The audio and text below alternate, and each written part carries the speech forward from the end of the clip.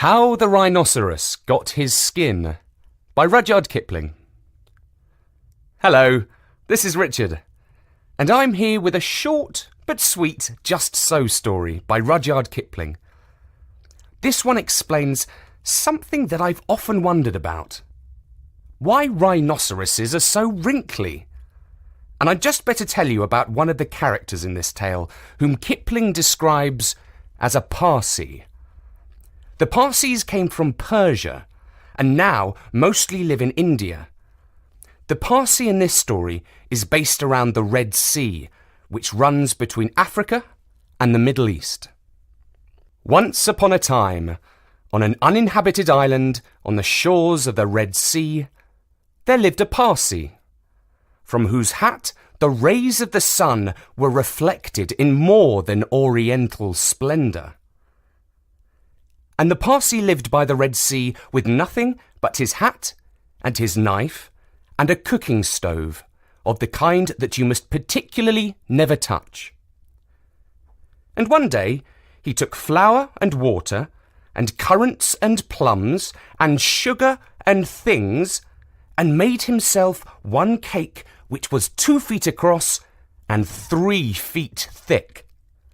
It was indeed a superior comestible. That's magic. And he put it on the stove because he was allowed to cook on the stove. And he baked it, and he baked it till it was all done brown and smelt most sentimental.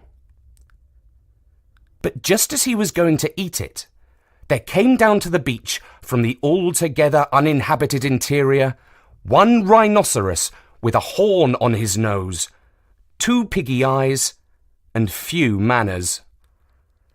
In those days, the rhinoceros's skin fitted him quite tight. There were no wrinkles in it anywhere. He looked exactly like a Noah's Ark rhinoceros, but of course much bigger. All the same, he had no manners then, and he has no manners now, and he never will have any manners. He said, "Ho!" And the Parsi left that cake and climbed to the top of the palm tree with nothing on but his hat, from which the rays of the sun were always reflected in more than oriental splendour.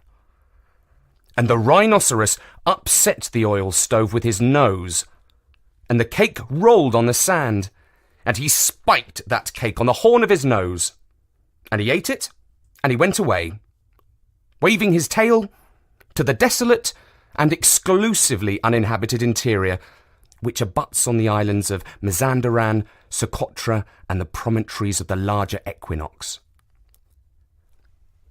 Then the Parsi came down from his palm tree and put the stove on its legs and recited the following sloka, which, as you have not heard, I will now proceed to relate.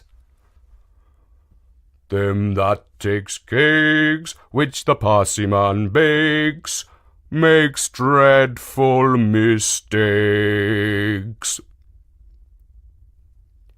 And there was a great deal more in that than you would think, because 5 weeks later there was a heat wave in the Red Sea, and everybody took off all the clothes they had. The Parsi took off his hat, but the rhinoceros took off his skin and carried it over his shoulder as he came down to the beach to bathe. In those days, it buttoned underneath with 3 buttons and looked like a waterproof. He said nothing whatever about the Parsi's cake because he had eaten it all, and he never had any manners, then, since, or henceforward. He waddled straight into the water and blew bubbles through his nose, leaving his skin on the beach. Presently, the Parsi came by and found the skin, and he smiled one smile that ran all around his face 2 times. Then he went to his camp and filled his hat with cake crumbs, for the Parsi never ate anything but cake and never swept out his camp. He took that skin, and he shook that skin, and he scrubbed that skin, and he rubbed that skin just as full of old, dry, stale, tickly cake crumbs and some burnt currants as he ever could possibly hold. Then he climbed to the top of the palm tree and waited for the rhinoceros to come out of the water and put it on. And the rhinoceros did. He buttoned it up with the 3 buttons, and it tickled like cake crumbs in bed. Then he wanted to scratch, but that made it worse.